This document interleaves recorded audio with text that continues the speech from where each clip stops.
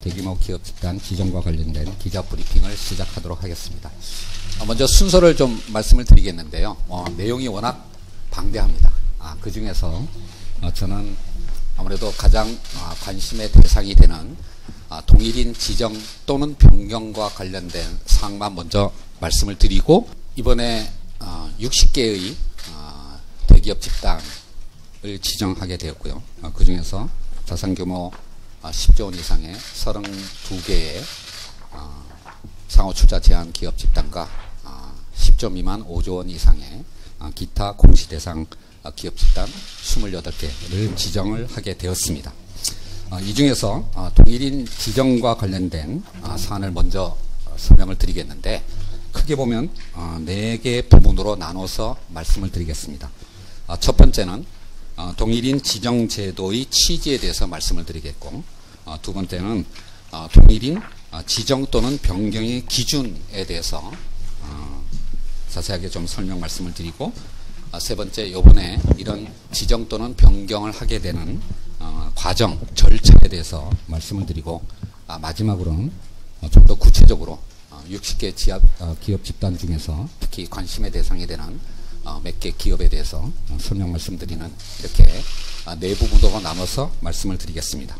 첫 번째, 그 동일인 지정 제도의 취지와 관련해서 공정거래법에서는 대규모 기업 집단이 이제 동일인 지정 제도를 갖고 있는데, 가장 중요한 제도의 취지는 공정거래법이 규정하고 있는 대기업 집단 시책의 범위를 확정하기 위한 것입니다.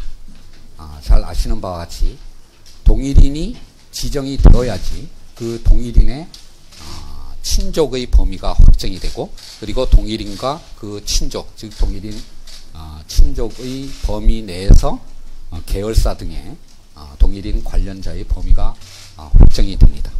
이를 통해서 특히 공정거래법 3장이 규정하고 있는 여러 가지 시책의 적용 대상이 명확해지는 그런 필수 불가결한 과정이 되겠습니다. 지분 요건과 지배력 요건을 가지고 저희들이 판단을 하는데, 이 부분에 대해서 명확한 기준을 제시하지 못하게 되면 동일인의 또는 그 동일인 관련자, 특히 계열사의 범위에 시장에서의 어떤 불확실성, 혼동이 발생할 우려가 있기 때문에 가장 중요하게는 이 대기업 집단 시책의 범위를 명확하게 확정함으로써 공정거래위원회의 정책의 집행과 그리고 시장에서의 예측 가능성을 확보하는 데 그 첫 번째 목적이 있다라고 할 수가 있겠습니다. 두 번째는 보다 간접적인 어떤 제도의 취지이기는 하겠습니다만은 공정거래법, 특히 그 중에서도 공정거래법 3장은 대기업 집단에 대한 회사법의 보완 규정으로서의 의미를 갖고 있습니다. 물론 이 회사법의 관련 규정은 상법에서 규정되어야 할 것이지만, 우리나라의 상법에서 지금 우리가 관심을 가지는 대기업 집단에 대해서는 규정이 없거나 또는 법원의 판례나 시장의 관례가 완전히 확립되지 않은 상황에서 공정거래법이 그것의 일부분을 보충 보완하는 의미를 갖고 있습니다. 따라서 공정거래위원회가 대기업 집단의 동일인을 지정하는 것의 또 하나의 의미는 바로 그 동일인으로 하여금 대기업 집단의 조직이나 또는 사업 추진과 관련해서 결정하고 책임지도록 하는 그 구조를 명확하게 하는 의미도 있는 것입니다. 다시 한번 요약해서 말씀드리면, 동일인 지정제도는 대기업 집단 시책의 범위를 확정하고, 그리고 동일인으로 하여금 대기업 집단과 관련된 전략적 의사결정 사안에 대해서 결정하고 책임지는 그런 어떤 부분을 명확하게 하기 위한 목적에서 이 제도를 운영하고 있습니다. 두 번째, 그러면 어떠한 기준에서 동일인을 지정하거나 또는 변경할 것이냐라는 문제가 있는데요. 사실 현행 법에는 이 부분에 관해서 명확한 정의 규정이 있는 것은 아닙니다. 다만 계열사 지정과 관련해서 계열사의 어떤 편입 요건과 관련해서 요건이 법령에 정해져 있고, 그것을 따라서 우리가 동일인을 지정 또는 변경하고 있는데요. 아시는 바와 같이 계열사를 지정할 때 요건은 두 가지입니다. 지분 요건과 지배력 요건입니다. 따라서 이 동일인을 지정 또는 변경할 때는 첫 번째 지분 요건과 관련해서 그룹 전체적으로 또는 주력 회사 내지는 핵심 회사의 최대 지분을 갖고 있느냐, 또는 친족과 관련해서 그 친족들의 지분까지 합쳐서 지배에 필요한 지분을 갖고 있느냐라고 하는 것을 판단하는 것이 첫 번째 요건이 되겠습니다. 두 번째 지배력 요건, 즉 사실상 영향력 행사와 관련된 요건이 있는데요. 이와 관련해서는 주요 임원의 선임 해임, 그리고 그룹 조직의 변경, 그리고 사업 구조의 어떤 변경 등과 관련해서 그룹 전체의 전략적 경영 판단을 하는데 중대한 어떤 영향력을 행사하느냐, 또는 그러한 영향력을 표시하는 회장 등의 직함을 유지하고 있느냐라고 하는 것이 또 하나의 판단 기준이 되겠습니다. 이렇게 지분 요건과 지배력 요건 두 가지 요건을 가지고 계열사를 판단하면 물론 더 나아가서 동일인에 대한 판단을 하고 있는데요. 다만 이 지분 요건과 지배력 요건은 딱 명확하게 칼로 무 자르듯이 어떤 하나의 명확한 기준을 갖고 있는 것은 아니고 상대적인 어떤 기준이라고 할 수가 있겠습니다. 따라서 현실에서는 이 다양한 스펙트럼이 나타날 수 있고 여러 가지 판단이 필요한 영역이 존재할 수가 있는데, 그렇다고 해서 공정거래위원회가 매년마다 이런 부분에 관해서 판단을 변경하는 경우에는 또한 시장의 예측 가능성을 확보하는 데는 문제가 있을 수 있다고 생각됩니다. 따라서 공정거래위원회가 동일인을 지정할 때는 이 지분 요건과 지배력 요건, 양 요건을 공히 감안하면서 동일인의 변경에 필요한 중대 명백한 사유가 발생한 경우에 한해서 필요 최소한의 범위 내에서 변경을 하고자 하는 것입니다. 그러면 구체적으로 중대 명백한 사유가 발생했느냐라고 하는 것은 어떻게 판단을 하느냐면 다시 세 가지 부분으로 나눌 수가 있겠는데요. 첫 번째는 기존 동일인, 작년에 이제 지정된 그룹 같은 경우에 기존의 동일인이 있는데 이 기존 동일인이 과연 지분 요건과 지배력 요건을 충족하는데 의문이 발생한 경우가 있을 수가 있겠습니다. 즉 기존 동일인에 대한 특히 지배력 요건에서의 어떤 의문이 발생을 해야 되고요. 이러한 상황에서 두 번째, 그 그룹의 주요 임원의 선해임이나 조직 구조의 어떤 변경, 그리고 사업 구조의 어떤 중대한 변화가 나타나야 됩니다. 단순히 기존 동일인의 지배력에 의문이 발생했다고 해서 변경하는 것은 아니고요. 그와 관련해서 그룹 전체의 임원 선임, 조직 변경, 사업 구조 변경 등과 관련해서 중대 명백한 어떤 사유, 어떤 상황이 발생을 해야 되고, 마지막으로 세 번째는 그러한 어떤 중대한 변화에 있어서 기존 동일인을 대체할 수 있는 새로운 동일인이 등장 존재하느냐에 대한 판단이 따라야 된다고 생각을 합니다. 이렇게 세 가지 부분으로 나눠서 기존 동일인의 지배력에 관한 의문, 그룹의 조직이나 사업 구조, 임원 선임과 관련한 중대한 변화의 어떤 발생, 그리고 그러한 변화를 결정하는 새로운 동일인의 등장, 이와 같은 어떤 측면에서 중대 명백한 사유가 발생한 경우에 관해서 동일인을 변경하는 그런 과정을 거치게 됩니다. 세 번째, 그러면 이번 동일인 지정 및 변경에서는 어떤 과정을 거치냐면 좀 더 이제 자료에 자세히 설명이 되어 있습니다만은 1차적으로 지정 대상이 될 모든 대기업 집단을 대상으로 해서 관련 자료를 제출받았습니다. 이것은 법에 정해져 있는 절차이고요. 이렇게 1차 자료를 제출받아서 분석을 해본 결과 동일인 변경이 필요하다고 잠정적으로 판단되는 일부의 그룹에 관해서는 좀 더 면밀한 판단을 위해서 추가적인 자료를 제출토록 요청을 했고, 그리고 제출받았으며 그 추가적인 자료를 근거로 해서 전문가들의 법률 전문가들의 자문까지 거쳐서 판단에 필요한 기준을 확립하고 그리고 최종적인 결정에 이르게 된 것입니다. 이러한 과정을 통해서 공정위는 이 동일인 지정 및 변경과 관련되어서 필요하고도 충분한 자료를 제출받아서 신중하게 판단했다라고 하는 것을 말씀드리겠습니다. 마지막으로 구체적인 어떤 이제 사안에 대해서 설명을 드리겠습니다. 좀 전에 말씀드린 바와 같이 2018년 지정 대기업 집단은 총 60개입니다. 이 중에서 동일인이 자연인인 대기업 집단이 52개고 동일인이 자연인이 아닌 기업 집단이 8개입니다. 52개 플러스 8개.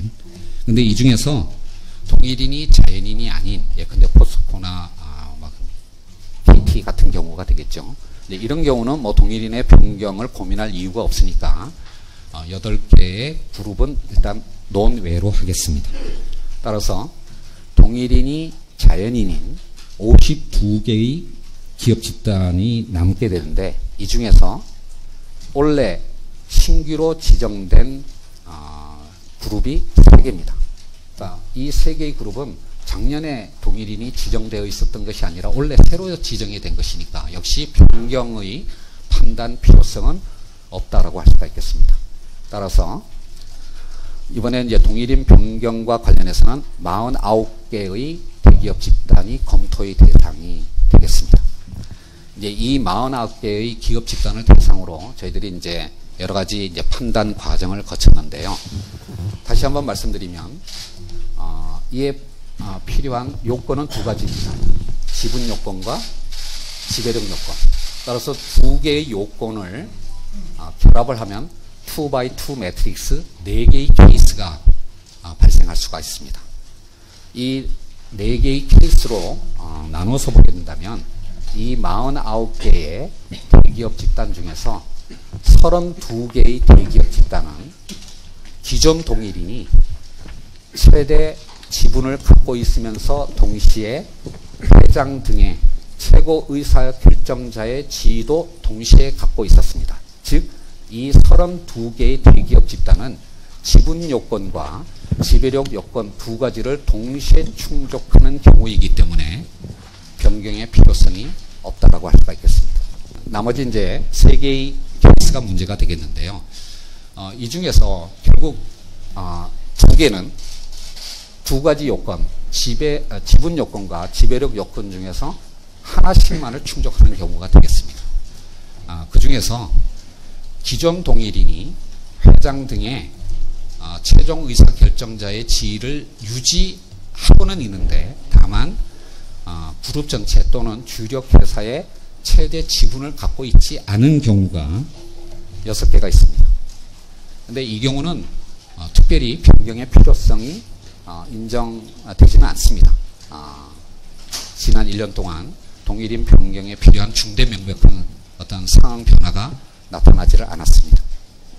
또 하나, 기존 동일인이 최대 지분을 갖고는 있지만 회장 또는 명예회장 등의 공식 직함을 가지지 않는 경우가 4그룹에 있었는데 이 역시도 개별 그룹 사항들을 구체적으로 살펴보면 역시 동일인 변경에 필요한 중대 명백한 경우 상황 변화는 없었습니다. 이렇게 본다면 49개의 검토 대상 그룹 중에서 32개, 6개, 4개, 즉 42개죠. 42개 그룹의 경우에는 동일인 변경을 지금 상황에서 판단할 필요는 없다라고 할 수가 있겠고, 따라서 나머지 7개의 그룹이 남는데 이 중에서 OCI의 경우에는 작년에 기존 동일인이 사망했습니다. 공정위가 이제 대기업 집단의 동일인을 1년에 한 번씩 검토 지정을 이제 하는 과정을 거치고 있는데 작년에 지정하고 그 지정 이후에 OCI 동일인이 사망을 했기 때문에 사실 원칙적으로 한다면 그 사망한 시점에 동일인 변경을 하는 게 옳다라고는 할 수가 있겠지만 그런 어떤 상황이 생겼을 때마다 그때그때 조치하기보다는 오늘처럼 매년 5월 1일을 기준으로 동일인을 지정 변경하는 것이 예측 가능성의 확보에는 더욱더 도움이 된다고 생각을 합니다. 그런 의미에서 OCI의 경우에는 이번 동일인 지정 변경의 경우를 통해서 변경하게 된 것입니다. 이제 그러면 6개 그룹이 남습니다. 이제 판단이 필요한 6개의 그룹이 남는데, 이 6개의 그룹 중에서 기존 동일인이 최대 지분을 갖고 있지도 않으면서 회장 등의 최고 의사결정자의 직함을 갖고 있지는 않지만, 그럼에도 불구하고 뭐 2세 등을 통해서 경영에 영향력을 미칠 수 있는 충분한 상황은 유지가 되면서, 그리고 지난 1년 동안 그룹 전체적으로 중대 명백한 어떤 사정 변경은 발생하지 않은 그룹이 3개가 있습니다. 이 3개의 그룹에는 시간이 좀 더 지나면 동일인 변경을 뭐 그룹 측에서 자발적으로 신청할 수도 있겠고, 또는 상황에 따라서는 공정위가 또 지정을 할 필요성도 있겠지만, 지금 이 시점에서는 당장 동일인을 변경해야 할 필요성은 그렇게 크지 않는 그룹이라고 할 수가 있겠습니다. 자, 그러면 이제 3개의 그룹이 남습니다. 이 3개의 그룹이 바로 삼성, 롯데, 그리고 네이버입니다.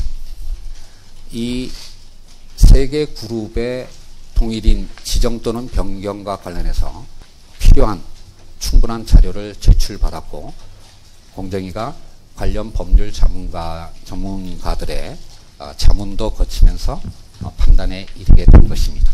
그 결과를 말씀을 드리면, 삼성그룹의 경우에는 기존 동일인 이건희에서 이재용 삼성전자 부회장으로 동일인 변경이 필요하다고 판단을 했습니다. 또한 롯데그룹의 경우에도 기존 동일인 신격호에서 신동빈 회장으로 동일인 변경이 필요하다고 판단을 했습니다. 이 두 그룹의 경우에는 기존 동일인이 지분 요건 내지는 지배력 요건을 충분히 행사하고 있다고 보기 어렵고, 또한 지난 1년여 동안 그룹 전체적으로 중요한 사정 변경이 발생을 했기 때문에, 이러한 어떤 사정을 감안할 때 그룹의 새로운 동일인 지정이 필요하다고 판단을 한 것입니다. 그래서 삼성그룹의 경우에는 이재용으로, 롯데그룹의 경우에는 신동민으로 동일인 지정을 변경 지정하게 된 것입니다. 마지막으로 네이버의 경우에는 물론 이해진 전 의장 GIO에 몇 가지 사정 변화가 있었지만, 이것이 네이버의 어떤 동일인 지정을 변경해야 될 만큼의 중대 명백한 사정 변경이라고는 보지 않았습니다. 물론 이해진 GIO가 사내이사에서 물러났고, 관련된 하부위원회 활동도 하지 않겠다라고 하고, 그리고 더 나아가서 지분도 일부 매각하는 과정이 있었습니다. 그럼에도 불구하고 이해진 GIO는 지금 네이버 그룹의 가장 사업적으로 중요한 부분을 차지하고 있는 일본의 라인 쪽에 회장을 맡고 있고, 또한 이 네이버의 미래를 위해서 가장 중요하다고 판단이 되는 새 사업 부문에서의 새로운 사업기회 창출을 위해서 GIO라는 직책을 만들고 스스로 그 역할을 담당하고 있기 때문에 동일인 변경에 필요한 사항이 발생하지는 않았다라고 생각을 합니다. 이런 차원에서 원래 동일인 어떤 지정 변경의 경우에는 삼성그룹과 롯데그룹의 경우에는 동일인 변경이 필요하다고 판단하였고, 네이버의 경우에는 동일인 변경이 없이 기존 동일인을 계속 유지하는 것이 필요하겠다. 그것이 오히려 바람직하겠다라고 판단을 하게 된 것입니다. 이상 저의 발표 말씀은 마치도록 하겠습니다.